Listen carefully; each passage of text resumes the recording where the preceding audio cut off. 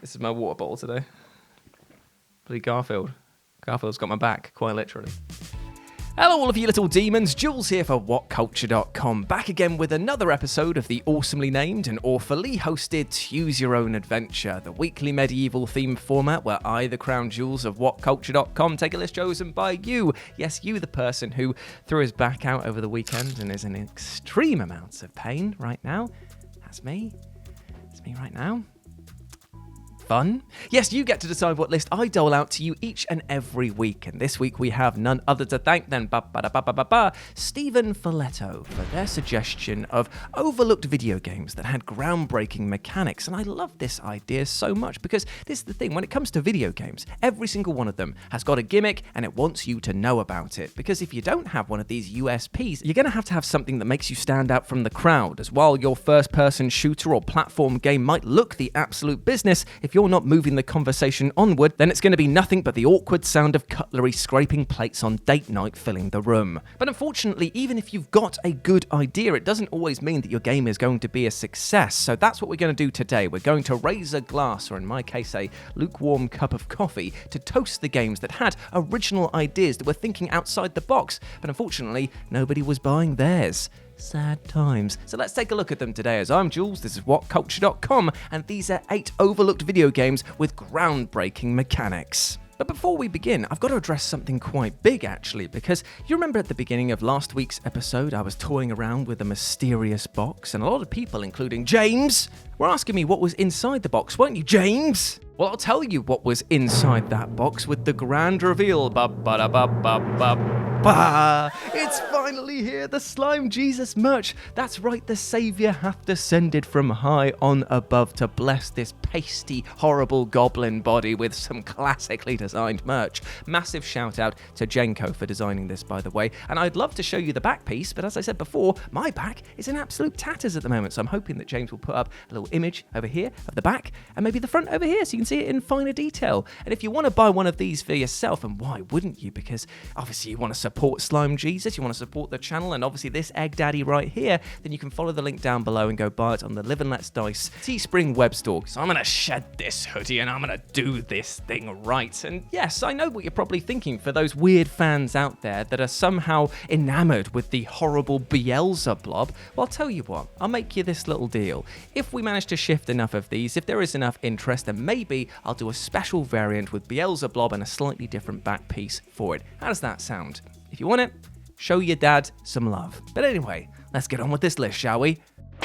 Number 8, Experience MULTIPLIER, The Surge 1 and 2. So when it comes to being a Dark Souls clone, you need to make sure that you have at least one gimmick that sets you apart enough that you can lean heavily on across your marketing and that your fans can point to when others critique your experience as just aping the original. For The Surge, many thought that its gimmick was going to be that it was a sci-fi take on Souls, pushing the hard-as-nail combat, but doing so through a kaleidoscope of robotic enemies, exoskeleton upgrades, and beefy tech weapons. However, in reality, the true star of the show, and in reality a pretty undersung mechanic, was how this game handled experience. Now, in most games of this ilk, you get a set number of XP per enemy you kill, but in The Surge and its sequel, the longer you stay in the field, more experience points, resources, and loot the enemies drop, meaning that you're rewarded for staying in the danger zone as long as possible. And this risk-reward system was only bolstered by the fact that when you die, and trust me, you will, you only had a finite time to get back to your body to rescue your sunken treasure, meaning that you were now making more rash decisions to try and get back to that area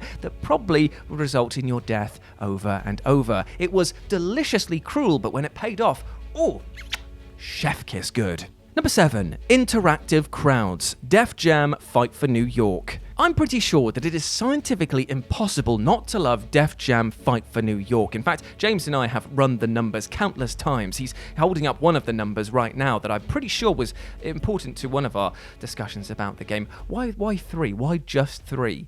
Like, was the 3... What was the... That's 4. Yeah, our research never really got the funding that it deserved. You see, it's a title that oozes style and confidence, and while looking maybe a little ropey in this day and age, it still carries with it a brilliant presentation thanks to its stylized characters and animations. Plus the sheer fact that so many rap, hip-hop and R&B artists provided their likenesses and voice for the project is actually outstanding. Now, I know what you're thinking at this point in time. With all of these big names, with all of that high budget, with all of that critical and fan praise, how the hell is Def Jam an overlooked title? I forgot how to do finger quotations just there and just kind of did a little weird shimmy. Well, the answer is, my friend, is because Def Jam Icon came along and absolutely killed the franchise stone dead. So of course, it's now going to be overlooked as it rescinds into the deepest, darkest parts of our mind.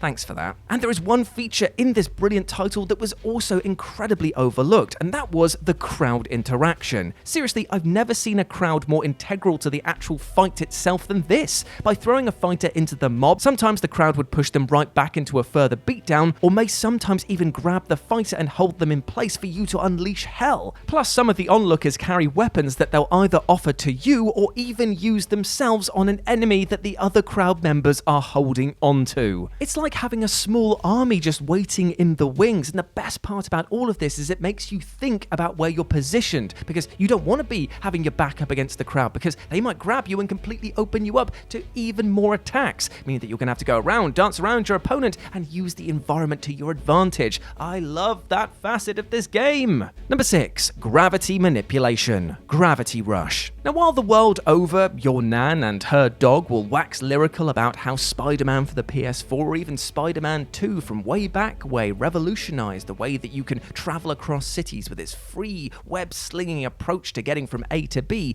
not much is said about how Gravity Rush addresses the same problem, because it is utterly brilliant. As you might expect from the title of the game, gravity itself plays a huge part in getting from A to B, as at any time the player can choose to invert it completely and just fling our protagonist Cat into the skies and beyond. This falling with style approach to movement opens up not just a hilarious and exciting way to get around, but also a wealth of combat and puzzle-solving options. I love the sort of chaotic freedom you get from just sailing through the air. She's like, whoa, hey, buddy, see you later. But the best part is that you can turn it from that, where it looks like you're just like a paper bag being blown along by a breeze, into something absolutely devastating. As when you spy an enemy, you can just invert gravity straight into them, and she just drop kicks their f***ing head off. I love that moment where she just goes from being like, oh, paper bag, to have some of this, have some of me size 9s. Goosh.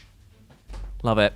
It makes you feel both in control and at the same time completely not, and it's a gimmick that no other title has really touched in this manner since, and it's likely because Gravity Rush invented and then perfected it within the span of 2 games.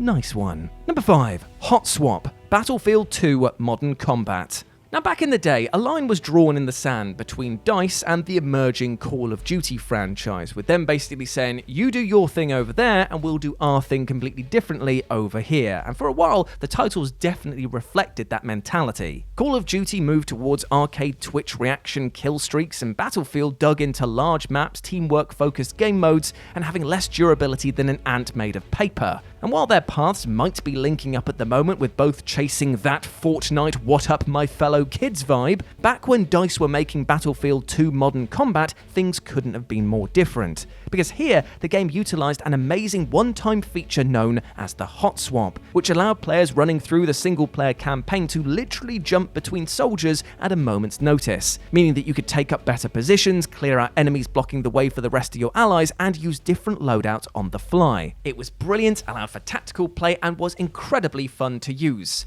Which of course means that it was a one-and-done affair and they've never used it since. Cheers. And you know what, because the Hot Swap deserves a lot more love, it's going to be the subject of today's musical interlude. James, are you ready for some hot swapping, hot-bodied action, brother? No. Oh, right. Okay. Well, tough, because I'm jumping into your body now. Oh, brilliant. This again. I'm in James's body. I've got hair and talent. Better tune up the bass. James, seeing as you're in my body, you can do the musical interlude this week. Make it up, do whatever you want. I don't give a Hot swap, jump from body to body. Hot swap, Ain't nobody till I'm in your body. James, I'm tired of being this sexually attractive. Let's go back. Back to mediocrity. Just how I like it. Number 4, Dance Floor Doom, BPM bullets per minute. Now, sometimes an overlooked gimmick can actually be a game's central USP, such as the case of BPM bullets per minute, which basically sought to answer the very specific and odd question of what would happen if you took Doom and set all of its death on a dance floor. Well, this game. The end result is one of the most cathartic and challenging experiences going, where the player can only shoot, reload and dodge on the beat of the amazing soundtrack, and must contend with room after room of randomly designed dungeons, each leading to a monstrous area boss which kicks things into even higher gears. Tying the challenge of your own sense of rhythm and then plastering a hefty dose of shooting combat on top is what makes BPM utterly unique, and it totally opens the door for what else might be done with this combination. Maybe you could have racing games that offer more boosts on the beat, or have fighting games that allow you to connect with greater crunch when you hit on the chorus. Either way, it proves that the likes of Rock Band and Guitar Hero do not have the monopoly on the music genre. Not that they really do at the moment anymore, but those were the only two that I could think of at that time. Next one. Number 3, punishing leveling up. Disco Elysium. Now, while Disco Elysium might be on the tip of everyone's salivating tongue at the moment, thanks to the utter barnstorming it's done of the awards scene and how critics are most definitely putting this one on the fridge at home, it is unfortunately, despite rave reviews, still a title that carries with it an indie banner which will see so many unfairly dismiss it or simply pass it by in favour of trusted AAA slop. To list the things that this video game does right would take an entire video of its own, but there is one feature, one standout feature that I feel is still criminally overlooked within this criminally overlooked title, and that is the fact that this game actively punishes you for leveling up different aspects of your psyche. With a ton of different avenues to invest in, it can be tempting to buff up your detective in just a few areas in order to min-max your way to victory. I mean, after all, this style of play is rewarded in a ton of other games, so why should this be any different? Well, simply put, if you do play the game like this, you will end up breaking the experience, but only through breaking your own brain. If you become too dependent on one facet of your mind, that portion will begin wresting control away from you, acting out without your input, overriding your choices, and yelling in your ear, causing more subtle solutions to be lost in the mix. Therefore, you can actually become worse at your job as a detective by actively putting more points into skills that are designed to make you better. I love this game for how much it upends player expectations. Number 2, mounting your enemies. Dragon's Dogma. So let's face facts here. Dragon's Dogma is not a perfect game. Far from it. Far from it. In fact, the action sometimes can be harder to work with than a cat who's just ignoring the fact that you've spent a lot of money on a new toy for it. It'll play with the box, but it won't play with the nice new feathery toy we bought it. God damn you, Sagan. Yet what Dragon's Dogma does bring to the table is a truckload of ideas, all of them utterly brilliant on paper, albeit possibly flawed in execution. The pawn system, for example, was groundbreaking because it lets you send your brain-dead avatars off to help other players in battle and would come back with rewards for you. But unfortunately, it was let down by the fact that the creatures basically live to serve you, never shut up, and force you to plant them in a form of the naughty chair in order to forcibly rewrite their personality. And when you put all of those things together, I don't like the vibe that gives off. The romance system was also surprisingly fresh, as it didn't focus on big, obvious choices, but rather how you treated potential lovers across the entire game, in and out of combat, and how you could make them feel special with gifts and conversation. But the real star of the show here was how Dragon's Dogma basically looked at Shadow of the Colossus and just said, yeah, we'll just take that idea and just apply it to all of our combat. And Shadow of the Colossus is like, but that's my entire game, you prick. You're taking one thing that I am marketing heavily on and turning it into just one thing on your game. And they're just like, well, you should have done it then. Where's Shadow of the Colossus 2? Don't blame me. It's not my fault. I don't even want to kill you.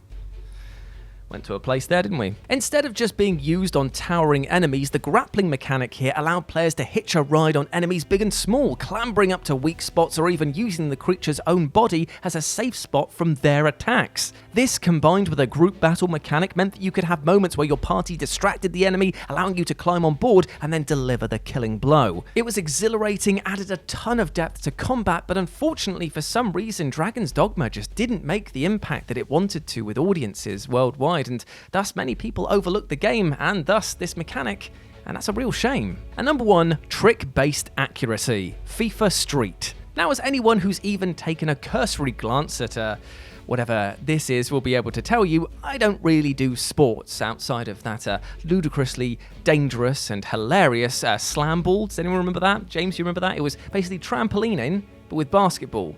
It was a lawsuit in a can, just waiting to happen. Absolutely loved that. But apart from that, I wouldn't be able to tell you which teams are on the field. I wouldn't even be able to tell you what sport it is sometime that they're playing. Handball, goal, offside, jargon, mate. You're speaking foreign language to me. However, I absolutely love sports video games.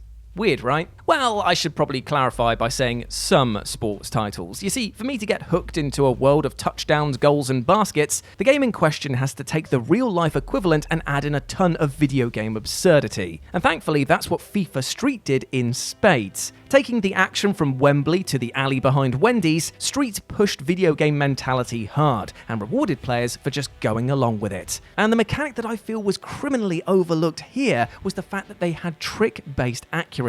That's right, if you went around just utterly embarrassing your opponent and completely schooling them, your accuracy would go up and up and up, meaning that when you finally took your shot, you were more guaranteed to score a goal. And if a video game can reward me for utterly embarrassing my opponents and make for some truly tense and emotional showdowns, well, that is an absolute big check plus in my book. Bring this back, please. And there we go, my friends. Those were 8 overlooked video games with groundbreaking mechanics. I hope that you enjoyed that, and please let me know what you thought about it down in the comments section below, as well as any other suggestions you've got for next week's episodes, because I'd love to read all of them. It's fantastic to see you guys interact with this crazy little show that we've made across the, God, it's like nearly 90 episodes that we've done so far. Big love. That big 100 episodes coming soon. We'll have to actually start thinking about doing something special for that. And if you want to chat to me further, my friends, you can do so over on Twitter at RetroJ with a 0, or you can swing by Live and Let's Dice with a C, where I do all of my streaming outside of work, as well as hawk my lovely Slime Jesus merchandise. Indeed, links in the description below. But before I go, I just want to say one thing to you, my friend.